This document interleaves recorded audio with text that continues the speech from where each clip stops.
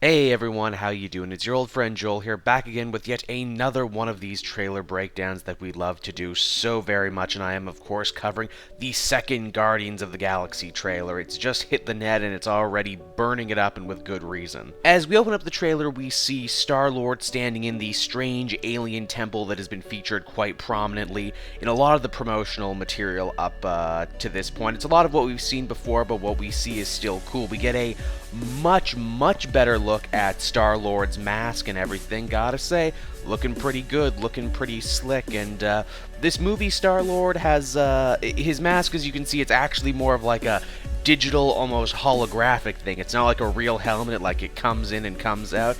It's pretty cool, pretty slick, I must say. And moving on from there, we see that this hero's got some tricks up his sleeve. You know, he's got some Han Solo action to him. He puts a little, like, jump jet on his side and actually manages to escape a bunch of dudes. It is pretty freaking cool. And yet again, we get a much better look at his costume as he is just jumping through the air. Clearly, action is going to be in no short supply for this movie. Clearly, you know, high-octane adventure is what they seek to give, and I'm really excited for it. Later, we get something pretty cool. We get a day shot of Star-Lord and Groot. So far, everything we've seen from the trailers and the promotional material have been either, you know, in the dark of space or in the dark of space prison. This is clearly in the daylight, and as we can see behind them, there is a lot of very different, very colorful alien species. It's not just Groot, Rocket, and everyone else. This is a whole world filled with weird and colorful characters. Next up, and oh man, do I love this, we get a much better shot of our villain for the piece, Ronan the Accuser, who, yeah, he doesn't exactly look like his comic counterpart. They definitely took some liberties, but I think they kept the thing that mattered, and that is the very phallic, very penis-shaped helmet and the hammer. He is, of course, going to be portrayed in the movie by, I have the actor's name right here, Lee Pace, I should say, is going to be playing him, and I gotta say, he's looking like a pretty intimidating customer.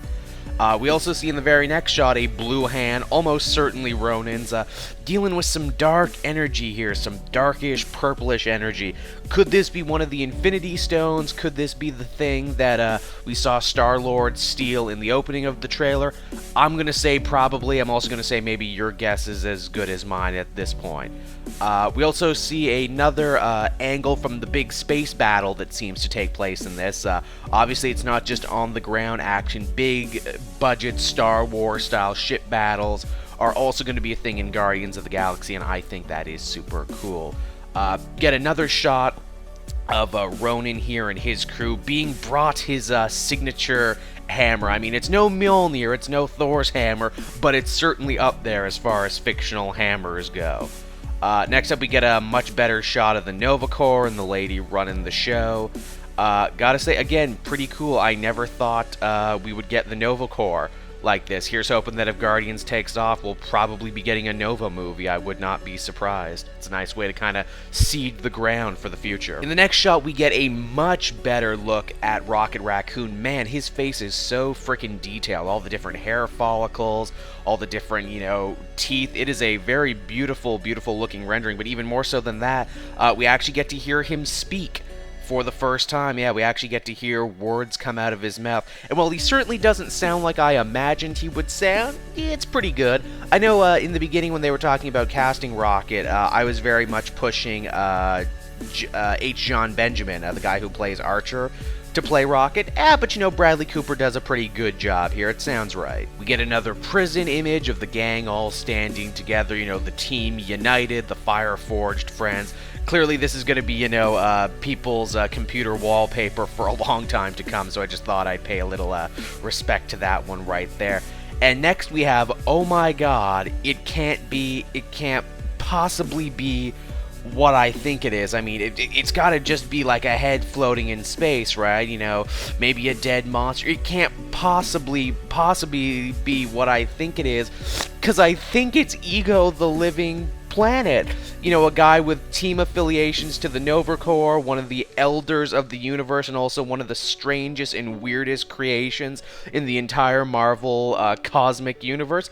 Maybe it's Ego, everybody. I think this might be Ego the Living Planet. I don't know, but I think it could be. Get another shot of Ronan, a much better look at his face and his chest and everything. Again, rocking that hammer and rocking that same evil-looking purple energy from before. Moving on, we get, a nice little bit of Groot there with lights and everything. Isn't it so pretty? Again, there's this real sense of adventure and whimsy that I get through this trailer that I quite appreciate, and I hope it shows up in the movie. Again, Groot, he's giving a flower to a little girl. See, you know, he's human, this tree, man. He's got feelings. Again, we get some sexy greenbacks in the next bit. Again, we've got plenty of action, plenty of comedy, but apparently there will be romance, and there will be sexy times, and really, what kind of space opera wouldn't it be if, you know, humans didn't love green women? And if green women didn't also fight blue women, we get Gamora having it out with Nebula. This clearly looks like this is going to be one of the big action set pieces. Moving on from there, we get big guns, because, you know, guns are always cool, right? Not really much to say here, just, hey, it's a big future space gun that Star-Lord's using. What more could you really ask for? We get a little of Benicio del Toro there as the Collector, who has surprisingly stayed out of the trailers, except for just, you know, like little shots here and there. There's no telling what part he's going to be playing in the movie proper, but I imagine they're going to have to keep him around, or at least find different reasons to keep him around, especially as he has been keeping more and more of the Infinity Gems post Thor the Dark World, so definitely going to play a big part. Oh, now, I friggin' love this next bit right here. You know, Batista, knives in hand. This probably more than anything else shows to me the scale of the movie, and man alive, does it look huge as hell. We got ships, we got extras, we got all sorts of different crazy space stuff happening there. Move on, get a much better look at Groot, and, you know, the fact that he's still growing and everything. This is also the trailer that let us hear Groot for the first time, and, man, I wonder how much Vin Diesel got paid just to say that one word, but, man alive, does he not say it well when he goes, "I am Groot." You sure are, buddy. And next is probably the greatest thing you're going to see today, and definitely the best thing in this trailer. It is Rocket Raccoon fixing his little raccoon nutsack. Yep. That's what the movie's doing, guys. This is a major tentpole movie for the summer, and it's got an animated raccoon fixing his nutsack. Yep, how far we have come from comic movies. Only James Gunn, you know, is a mad enough genius to give us this and to, you know, feature it prominently in the trailer. We get one more shot there of John C. Reilly and the Nova Corps. Really digging their design. Yet again, we're actually getting to see them in the daylight and checking out how they work. Some pretty good designs across the board. And yeah, that is essentially the second trailer for Guardians of the Galaxy. I thought it was a raucous good time. I really hope the movie proper can hold up to all the hype now, and there is most certainly hype going on right now. I mean, this movie basically seems to be promising everything.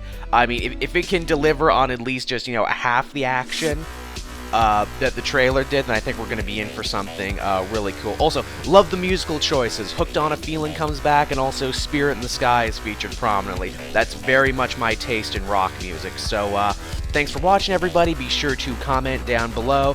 What do you want out of the Guardians of the Galaxy movie? What was your favorite part of the trailer? What kind of awesome retro rock song would you like to hear next? So, until next time, guys, thanks again.